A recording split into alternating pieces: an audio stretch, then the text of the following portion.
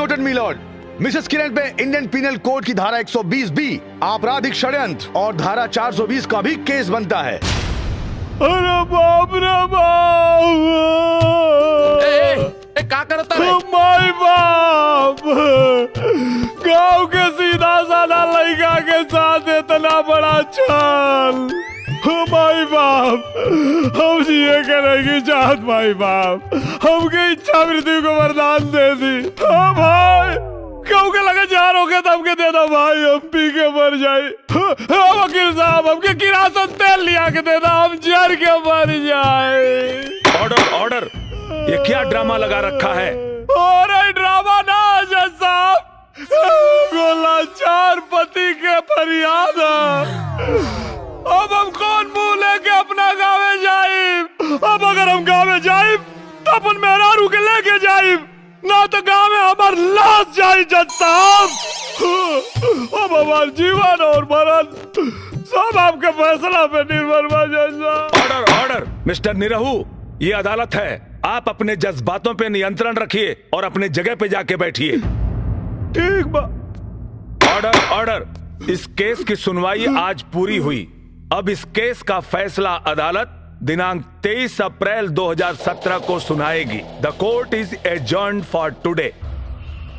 Order order, तमाम गवाहों और सबूतों के मद्देनजर रखते हुए ये अदालत इस नतीजे पर पहुंची है कि पैसे के लालच में किरण खन्ना ने निरहू कुमार यादव से शादी की और पति पत्नी के संबंध को मजाक बनाया, जो कानून के साथ साथ समाज के लिए भी अपमानजनक है।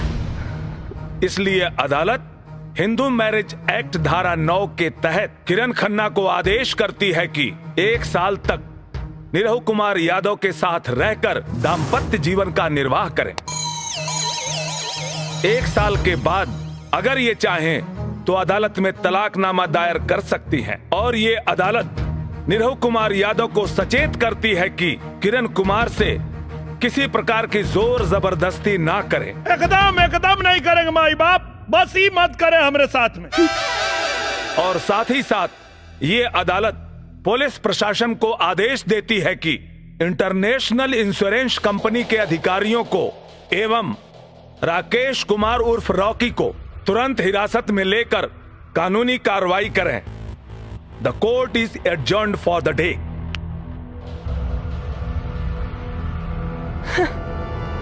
Thank you sir. Inspector, hands up, hands up. Darling, तुम किधर? अगर किसी ने भी बचाने की कोशिश की तो इसे जान से मार दूंगा। रोके, छोड़ो मुझे। Oh my God! Shut up! Good shot, good shot. चल, छोड़ो मुझे, छोड़ो, ले जा। खा करे जा, अब तो चला ही के पड़ी। चला चली गाजीपुर, चला चली गाजीपुर। छुक छुक छुक छुक।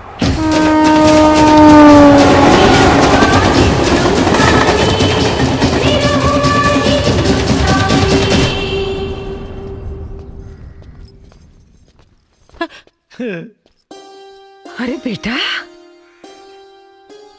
कितना दिन बाद तोरा के देखा थी बचवा। प्रणाम चाचा जी। कार कुनरवा, बढ़िया कैलिस की नलायकों के मुंबई में नौकरी लगा देली।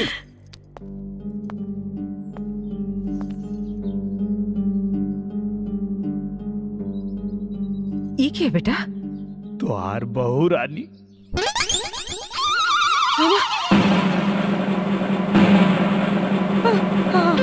हमार बहू रानी। अच्छा, नहीं, अच्छी है, बहुत अच्छी है। अरे बड़को, छटको कहाँ बड़ी आवाज जल्दी से रे, हमार पतो बहू रानी आइल बड़ी। अरे भौजी, भाभी, अरे हम तोहर देवर है। Shut up and stop all this nonsense. मैं तुम्हारी बहू नहीं हूँ, मैं सिर्फ कोर्ट का आदेश पालन करने के लिए आई हूँ। 1 साल रहूंगी और फिर चली जाऊंगी। और खबरदार, अगर किसी ने मुझसे रिश्ता जोड़ने की कोशिश की। जी मैडम। मेरा कमरा किधर है? मैंने पूछा मेरे लिए कमरा किधर है? हाँ। ये घर में तोहार कौनो कमरा नहीं थे। हाँ। ये घर हमार हा। अब हमारा मतलब हमार ना तो ठीक बा, हमार हिस्सा बांट दा।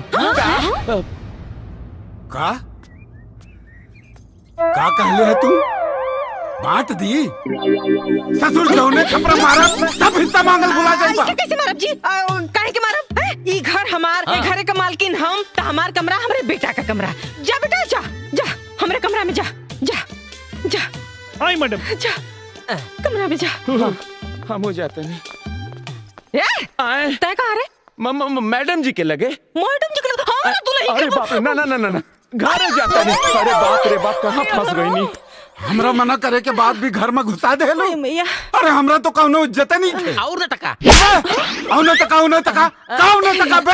भाग यहाँ से, भाग यहाँ से, भाग जी। कहाँ? यहाँ हाँ बोली। जब वो बेशरम लड़की खुद के घर के बहू मानते नहीं के, तकाऊ ना हक से यहाँ रही। हमार वंश बढ़ावा खातिर जी। अरे 1 साल के बाद जाए वाली बिया, ओकरा से तू वंश बढ़ावे के उम्मीद लगावले बड़ू। इतना बड़ हो गई नी, इहो नहीं के पता कि लड़का हो के खातिर खाली 9 महीना चाहेला, सालों भर ना। अरे जब उन्हीं रहुआ के अपन पति मानते नहीं थे तो 9 महीना आपका 9 साल में भी कुछ ना होई। काहे ना होई जी? और कैसे ना होई? जरूर होई। एक बात बताई, जब हमार लड़का और शहरी लड़की के मुंबई शहर से उठा के गांव में लिया सकेला, तो अपने छोट बच्चन कमाई काहे ना बना सकेला? जरूर बनाई जी, हमरा के अपना बेटा पर भरोसा बा। देख ले भाग यहाँ से। देख ले। चाचा तोरे घर क्यों आइल बा? क्या हरे? पता नहीं के। मैं किरण का डैडी हूँ। आई बैठी। मैं यहाँ बैठने के लिए नहीं आया हूँ। मेरी बेटी कहाँ है? पापा, पापा। किरण बेटा, ये तूने क्या किया? अनजाने में मुझसे बहुत बड़ी गलती हो गई पापा। कोई बात नहीं, तुम्हारी गलती सुधारने के लिए मैं आ गया हूँ। निरुआ कहाँ है?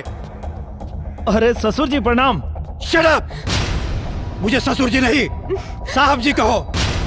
राजा का मुकुट पहनने से कोई भिखारी राजा नहीं बन जाता। और भिखारी की क्या औकात होती है मैं अच्छी तरह जानता हूँ।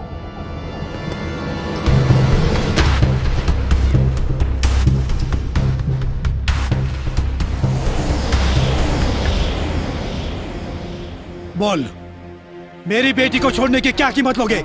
1 करोड़, 2 करोड़, 5 करोड़, 10 करोड़? सौदेबाजी बाजारू सामान कहला साहब। किरण हमार पत्नी है। तुम जानते भी हो 10 करोड़ की कीमत क्या होती है? रउआ जानता नहीं है वो पत्नी की अहमियत का होला? 10 करोड़ से तुम्हारा पूरा घर बदल जाएगा।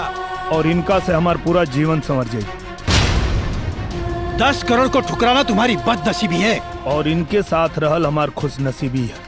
तुम ये भूल रहे हो कि किरण यहाँ जीवन भर के लिए नहीं, सिर्फ 1 साल के लिए आई है।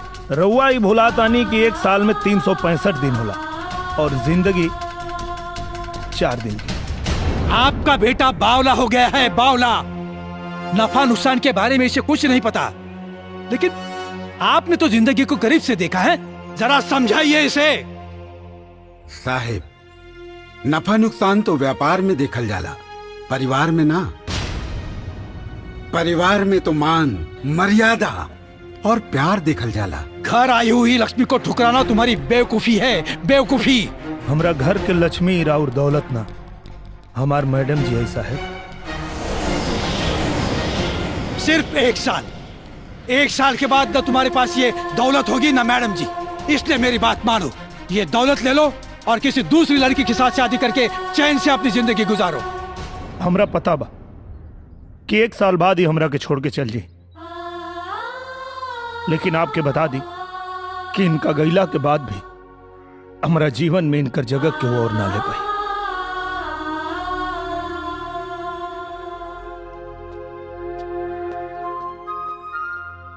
वैसे तो हमनी के संस्कार ना हा कि द्वारी पर आयल मेहमान के जाए के कहीं।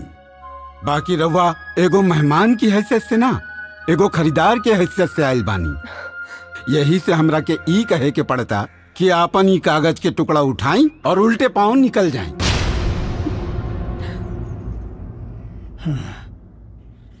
आज तक मैं केवल पैसों की अहमियत जानता था, लेकिन आप सबके विचार जानकर मुझे रिश्तों की अहमियत भी समझ में आ गई। एक बाप होने के नाते मुझे इस बात की तसल्ली हो गई है कि मेरी बेटी सही और सुरक्षित जगह पर है। बेटी,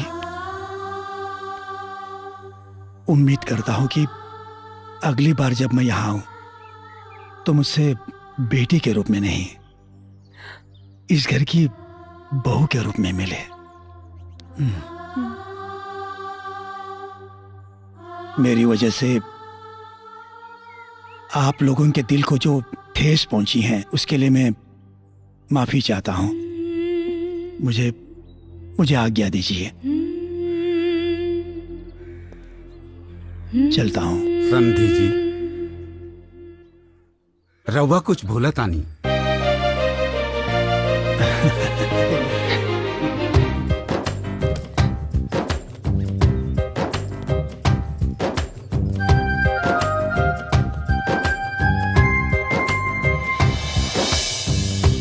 आओ लोगन।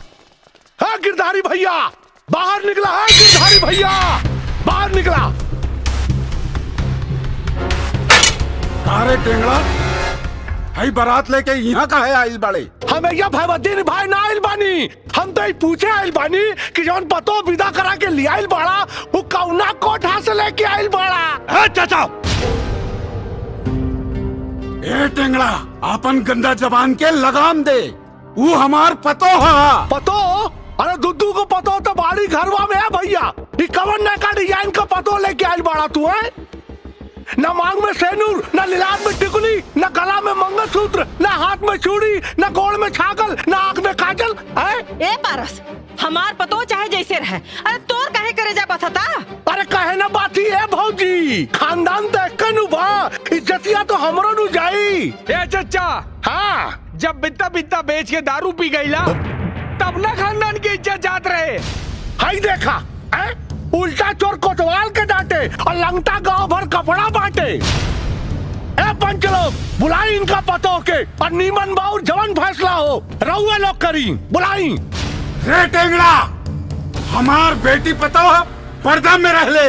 अरे का भैया, दाई से पेड़ छुपा होता रहा है? अरे तोरा के पता बा, अगर पतोया आ गई ना तो सारा पोल खुल जाई, पूरा गांव के सामने बेइज्जती हो जाई। हाँ, हा, हा, हा,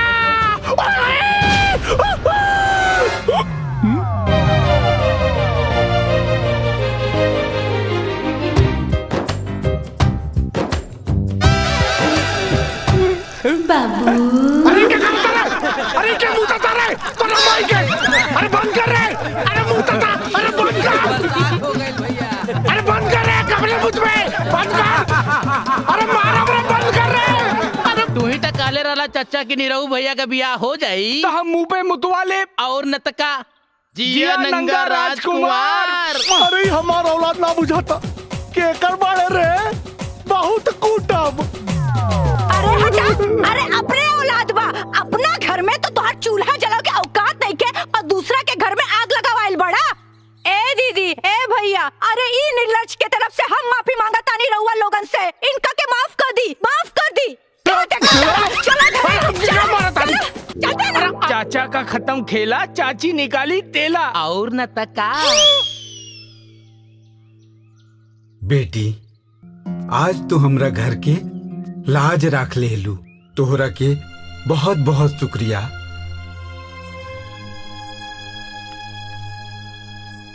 शुक्रिया बोल के मुझे शर्मिंदा मत कीजिए बाबूजी, ये मेरा भी तो घर है। मुझे आशीर्वाद दीजिए बाबूजी कि मैं इस घर की लाज हमेशा बचा सकूं। जुग जुग जिया बेटी, सदा सुखी रहा।